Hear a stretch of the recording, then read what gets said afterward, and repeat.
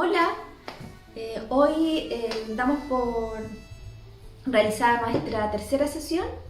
La sesión hoy lleva por título Herramientas. ¿Cuáles son aquellas herramientas que nosotros podemos utilizar para desarrollar nuestros proyectos culturales? Y en realidad esta es una de las partes que más me cuesta como difundir, porque en realidad cuando uno habla de herramientas pareciera ser que necesitáramos cierto kit, ¿no?, de herramientas para poder aplicarlas y así casi como de manera mágica poder tener buenos resultados en proyectos. Y así como un mecánico puede tener un montón de herramientas o un constructor puede tener un montón de una maleta de distintas herramientas, en realidad si uno no sabe cómo tomar y cómo aplicar cada una de esas herramientas, es muy difícil que los resultados sean rápidos y que los resultados sean buenos, ¿no? Hablar de herramientas además habla como casi que tomáramos esta caja kit de algún lugar de construcción, esta caja mágica, ¿no?, y que al hacer uso de ella pudiéramos desarrollar un proyecto en un corto tiempo. Y en realidad desarrollar un proyecto cultural no es una cosa de hacerla de un día para otro. Y esto es súper honesto, porque muchas veces nos sentamos 1, 2 o 3 días antes del término de la postulación de proyectos a fondos concursables y pensamos que vamos a tener un éxito. Y sin embargo hay que hacer un trabajo previo que tiene que tener un tiempo, que tiene que tener una digestión, ¿no?, para que después podamos llevar a cabo cada uno de una elaboración bien formulada de un proyecto. Muchas veces he escuchado incluso que hay personas que reciclan proyectos, ¿no?, que toman algún proyecto que han tenido formulado en algún momento y que después lo enchulan, ¿no? y que lo postulan, y probablemente a veces incluso le han pegado al palo al gato y se han ganado los proyectos. Pero eso también tiene que ver con que hay personas que tienen un training, ¿no?, que esto es como un músculo, ¿no? Como un músculo que uno, mientras más lo va desarrollando, mientras más proyectos uno vaya elaborando, después ya casi como un entrenamiento y el desarrollo de ellos es mucho más rápido, ¿no? Pero en general lo que quiero decir y lo que quiero que se entienda es que un proyecto no es una cosa de un día para otro, porque hay distintos aspectos que hay que desarrollar, y esos son los aspectos desde la formulación y después de la creación de los objetivos, ¿ya? Hay dos definiciones que quiero decirles que son muy importantes que las tengamos siempre presentes. La definición es de Fabiola Leiva y Antil Camacho, que lo que manifiestan ellos es que un proyecto es la concreción de una idea, ¿no? Que también es el resultado de la elaboración de una intervención o una acción o un proceso que nos conduce a tener unos resultados más o menos previstos en la etapa de diseño, ¿ya? Eso también es bien importante, porque muchas veces pensamos que nuestras metas van a cumplirse 100%, y ojalá lo sea, pero en general las metas se cumplen en menores porcentajes, porque hay una serie de imprevistos que nosotros muchas veces no tenemos pensados que pueden suceder y suceden. Una definición que plantea David Roselot,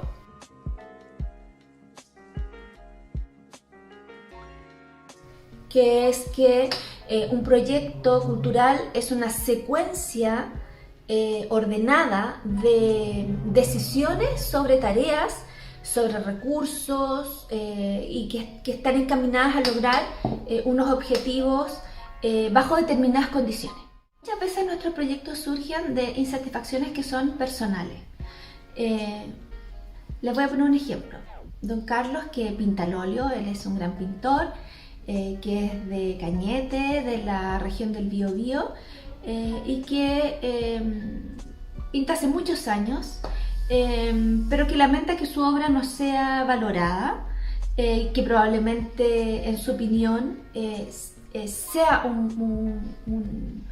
una realidad, ¿no? Y también en la opinión de su familia, porque ellos consideran que su obra es importante.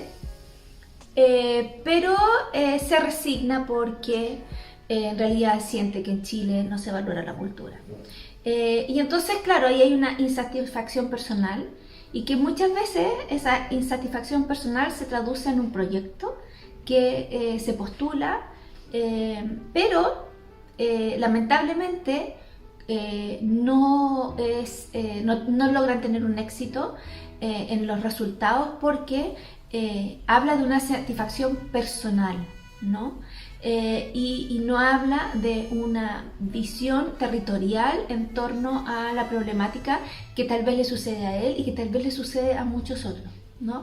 Entonces, claro, por ahí resultaría mucho más,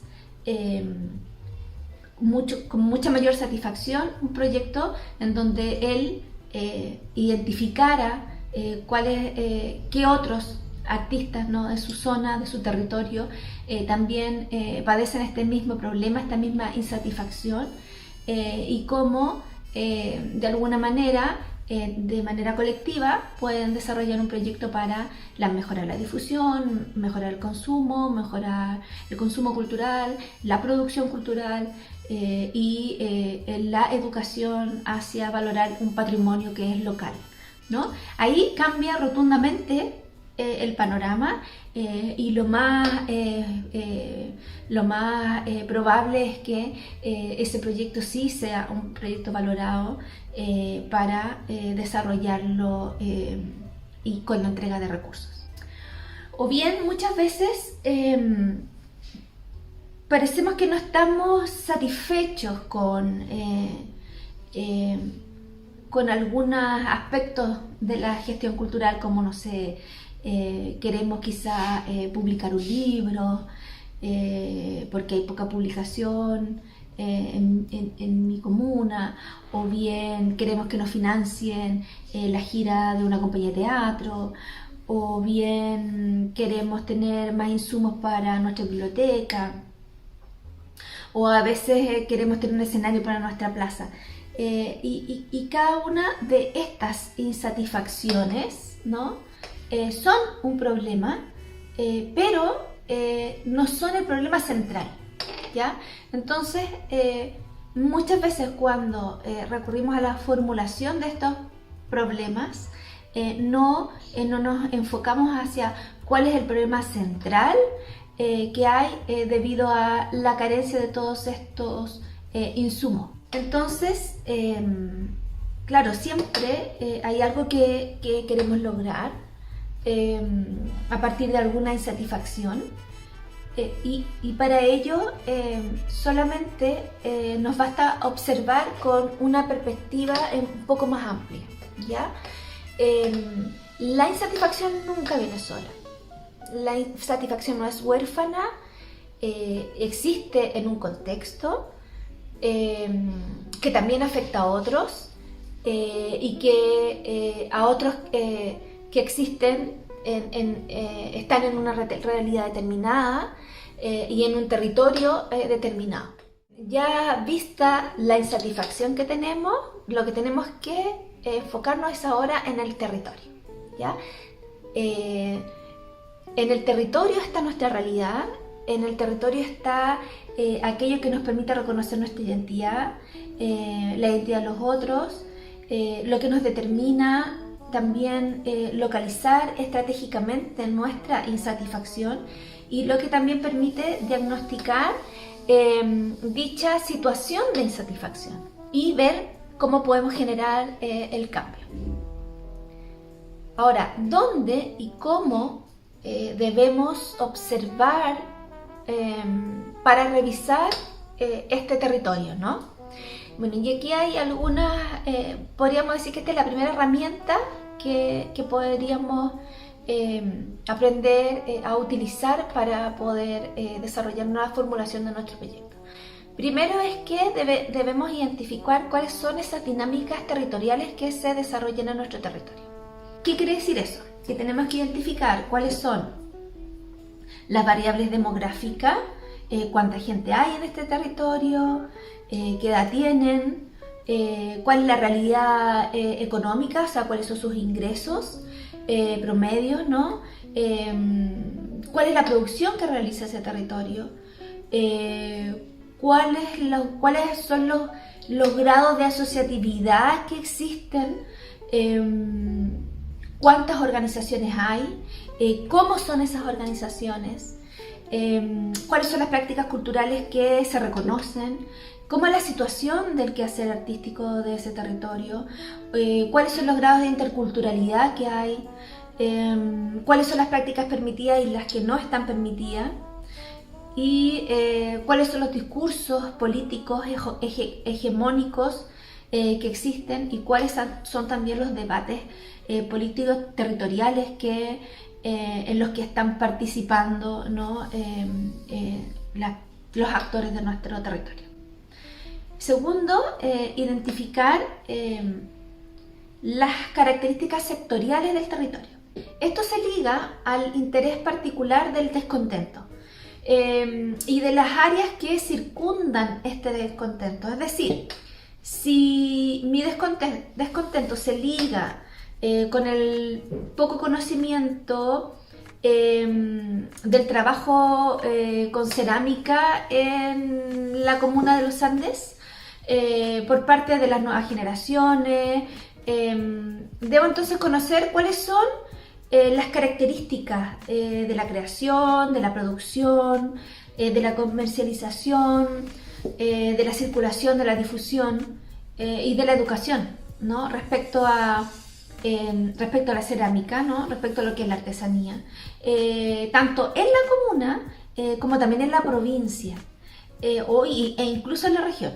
Entonces también debo interesarme por áreas que abarcan esta temática y que lo circundan, por ejemplo, el patrimonio, el comercio, el turismo, la educación y los medios de circulación.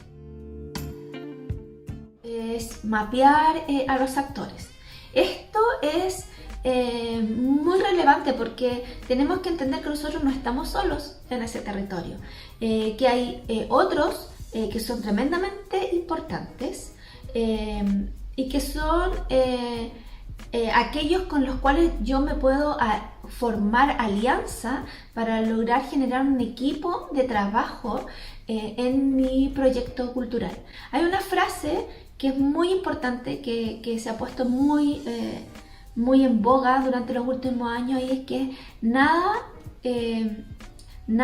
de nosotros sin nosotros, ¿ya? O nada para nosotros sin nosotros.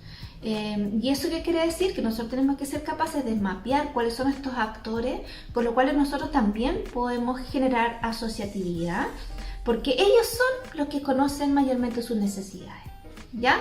O sea, yo puedo dilucidar, pensar y creer que tienen ciertas necesidades, pero ellos son los que saben finalmente cuáles son las necesidades del territorio. Entonces es muy importante mapear estos actores, clasificarlos, identificar cuáles son sus funciones, ¿no? Y de esa manera conseguir un análisis o un mapa de posiciones y de relaciones con estos actores. podemos establecer cuáles son aquellos con los que estamos más cerca, más lejos, con los cuales podemos tener alianza o asociatividad. Entonces, si participamos de redes de intercambio, también tenemos que saber cómo son estas redes, ¿no? De asociatividad. De qué manera ellas también se desarrollan, ¿no? Entonces, para que logremos tener un buen desarrollo de esta parte, ¿no? Lo que yo recomiendo es que, y lo que recomiendan la mayoría de los manuales de gestión de proyectos, es utilizar para este diagnóstico habitual un análisis FODA para reconocer nuestras fortalezas, nuestras debilidades, ¿no? Para reconocer nuestras oportunidades y también nuestras amenazas. Una vez que determinamos cuál es nuestro análisis FODA, también para diagnosticar nuestra realidad, debemos considerar que existen fuentes directas y fuentes indirectas. Las fuentes directas es lo que estamos haciendo con todo este diagnóstico, ¿no? Preguntándonos y conociéndonos entre nosotros y conociéndose a los otros, ¿no? Pero también están las fuentes indirectas. Y las fuentes indirectas son todos aquellos elementos que están fuera de nosotros, ¿no? Insertos en otros sistemas, como por ejemplo estadísticas, políticas, artículos de prensa, informativo, ¿no? Son todos estos informaciones, ¿no? Documentos de información que nos van a servir para poderle darle mayor sostén, ¿no? Mayor peso a la formulación de nuestros proyectos. Luego entonces pasamos a cómo construir, ¿no? Esta gran formulación del problema y después redactar los objetivos que tienen que ver con, digamos, con esta formulación, ¿no? Y ahí tomamos otra herramienta que se ocupa muchísimo en todo lo que son los proyectos sociales, que es el árbol de las preguntas y el árbol de los objetivos. El árbol de problemas es una excelente forma, método que tenemos para construir un gran problema, para ver cuáles son esas causas y cuáles también son los efectos, ¿ya? Ahora, ¿de qué manera este árbol de problemas nos sitúa en perspectivas de proyectos? Lo que hace este árbol, ¿no? Es transformar el problema central de algo negativo en una situación por revertir. Es decir, poniéndolo en positivo y haciendo lo mismo con los efectos y las causas. Así, el problema central será el objetivo central o el general. Las causas pasarán a ser los objetivos específicos y los efectos pasarán a ser nuestros logros esperados. Un proyecto entonces tendrá su pilar en un buen diagnóstico externo e interno, en un buen mapeo y sobre todo este último esquema que hemos revisado, donde definimos nuestros objetivos centrales y específicos. Este punto es clave, pero con mayúscula, que orienta, es el que va a orientar todo nuestro andar en la estructura básica, que es la siguiente. Partimos con la ensoñación, ¿no? ¿Cuáles son nuestros sueños? Pero unos sueños que no son solo particulares, sino que también son sueños colectivos, ¿no? Luego seguimos con el diagnóstico, ver cómo está, si este deseo que yo tengo también es un deseo de otros y cómo este deseo se va a desarrollar, se ha desarrollado en el territorio, ¿no? Entonces hacemos el diagnóstico de quiénes están involucrados, cómo son, cómo es este territorio, ¿no? De qué está constituido, cuáles son sus características. Luego vamos a nuestro objetivo general, o sea, ya definimos qué es lo que queremos hacer, ¿no? y cuáles son nuestros objetivos específicos, cuáles son esas metas a las que queremos llegar. Recordar siempre que esas metas van a tener ciertos indicadores, ¿no? Los cuales nosotros vamos a tener que ir revisando mes a mes, porque lo más probable es que hayan otros factores que intervengan a que esos metas no se cumplan al 100%, y tenemos que tener claridad de poner en nuestros proyectos cuáles son aquellas posibilidades que tenemos de cambio, ¿no? De cómo hacer eso y de cómo podemos hacer esos cambios. Luego viene la fundamentación, que tiene que ver con todo lo que hemos visto, o sea, después de hacer todo este análisis, ¿no? Y de fundamentar no solo con fuentes indirectas, con fuentes directas, sino también con fuentes indirectas, ¿no? Que este proyecto es necesario. Luego vienen las actividades, ¿no? ¿Qué es lo que vamos a hacer? Y después vienen los recursos, que es con qué vamos a desarrollar estas actividades. Bueno, muchísimas gracias. Espero que haya servido un poco lo que vimos hoy día, que les sirva muchísimo. Y nos vemos en la próxima sesión, donde vamos a ver un pequeño glosario de palabras que podemos tener en cuenta al momento de gestionar nuestro proyecto, y también algunos ejemplos concretos de proyectos culturales.